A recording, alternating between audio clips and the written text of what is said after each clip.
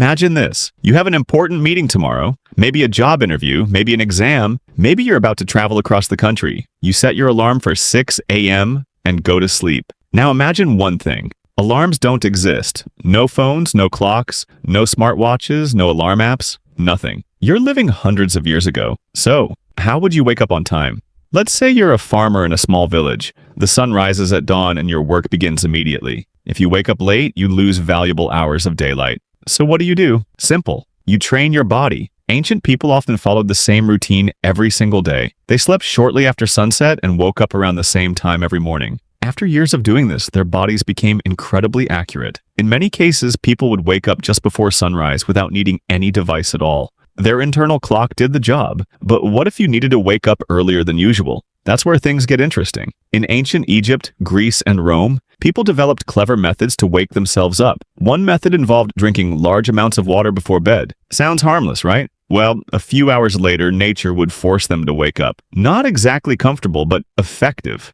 Others relied on animals. Roosters became famous for a reason. Long before alarm clocks existed, people noticed that roosters crowed around dawn every morning. Villages were filled with them. For many people, the rooster was the alarm clock. The only problem? Roosters aren't very precise. Sometimes they crow early, sometimes they crow repeatedly, and sometimes they wake up the entire village. But cities had an even stranger solution. Imagine walking through the streets of an old city before sunrise. Everything is dark. Everyone is asleep, except one person. A man carrying a long stick. His job? To wake people up. These workers became known as knocker-uppers. Yes, that was a real job. People paid them to wake them up at a specific time. The knocker-upper would arrive before dawn and tap on a customer's window using a long stick, until the person finally woke up. Then he'd move on to the next house. Imagine trusting a stranger to wake you up every morning. Miss one house, and someone could lose their job. Some knocker-uppers became incredibly skilled. They memorized entire neighborhoods and dozens of schedules. Certain workers even used pea shooters to fire small peas at upper-floor windows. Much easier than carrying an extremely long stick. Imagine being woken up every morning by peas hitting your glass window.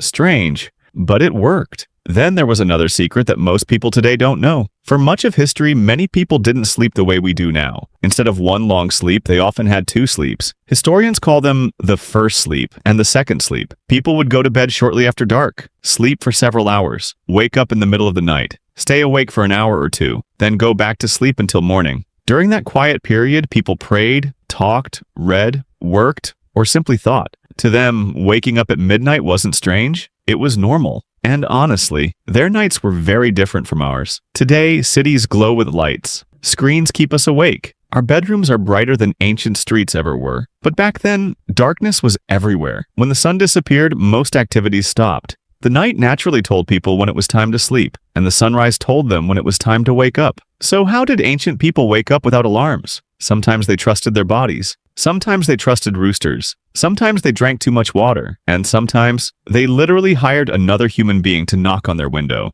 all because one simple invention didn't exist yet, the alarm clock. And somehow, people still managed to show up on time.